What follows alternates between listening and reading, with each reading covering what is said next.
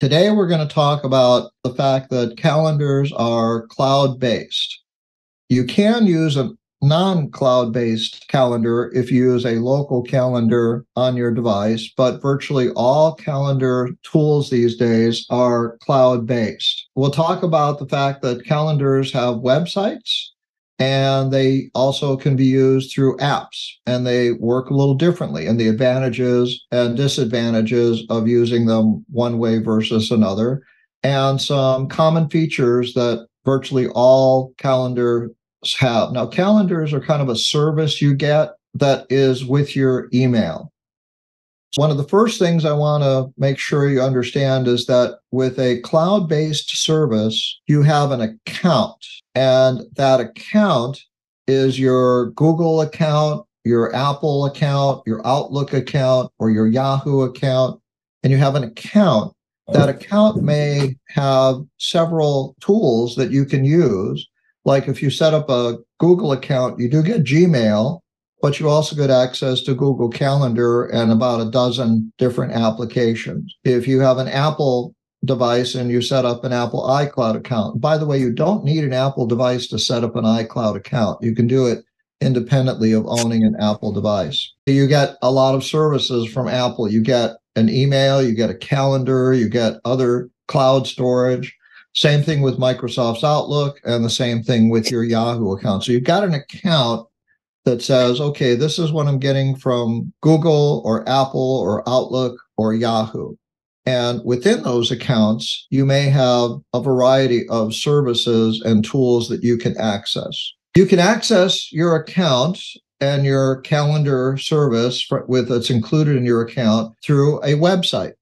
Okay, that's one of the easiest ways to do it. That requires an internet connection, but you can use your web browser on any device you have, tablet, phone, desktop, laptop, shared computer, wherever. As long as you can log into your account, you can get to the calendar function in that account. Okay, and that's done through the internet.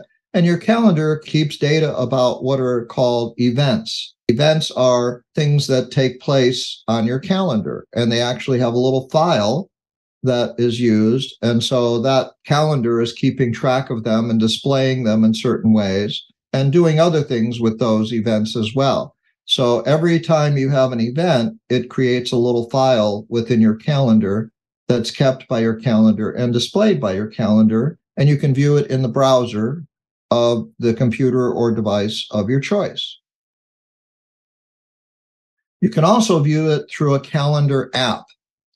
Now, Google, because of their business strategy, does not make a desktop app for Gmail or Calendar. They want people to use a web browser when they go to use Gmail or Calendar services from Google.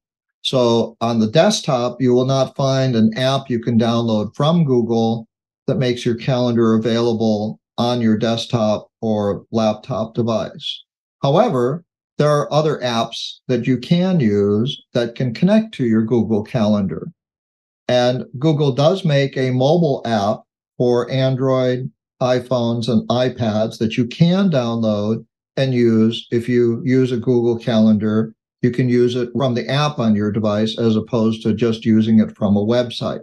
Is there an advantage? Well, yeah, sometimes there is, okay, because an app can take advantage of certain hardware features on your device, say your phone's GPS chip, to help you with directions or information about when it's time to leave for certain appointments. There are some advantages to using an app, and there are many, many apps that are available for calendars. Just because you use the Apple built-in iPhone app does not mean that you only can use it with Apple's calendar. Apple's app will let you connect to your Google Calendar and almost any other calendar that's used. Outlook, which is made by Microsoft, allows you to connect to other calendars as well.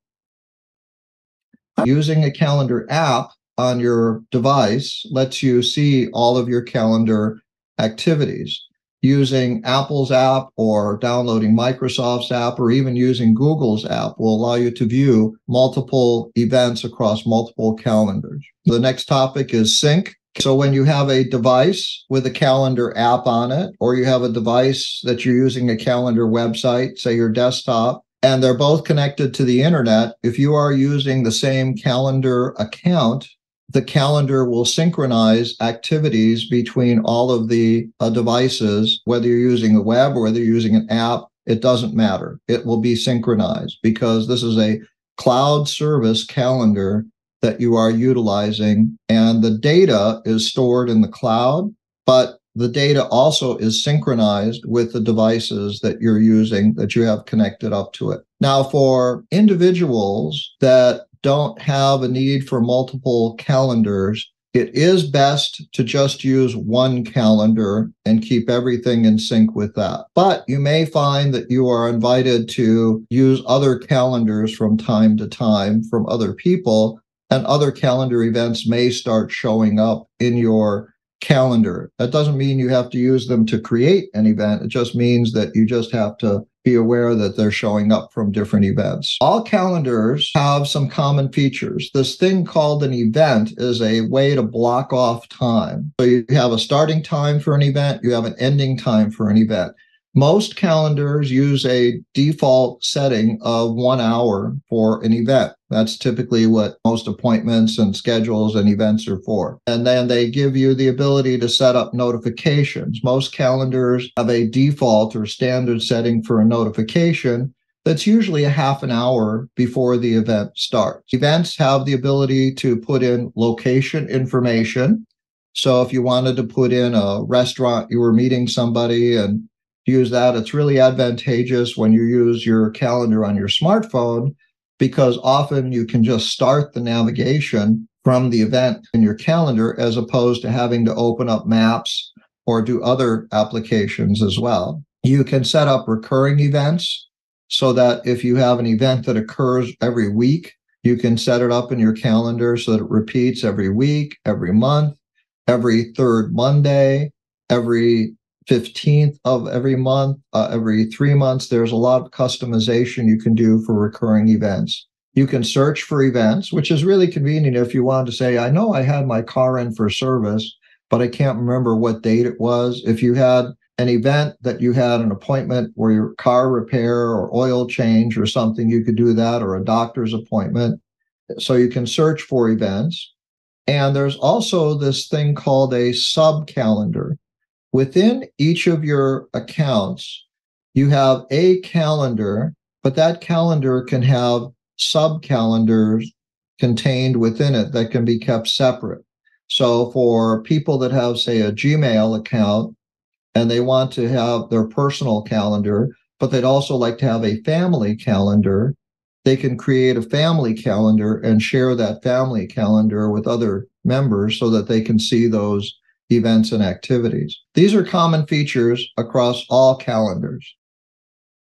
Thanks for watching, and please remember to subscribe.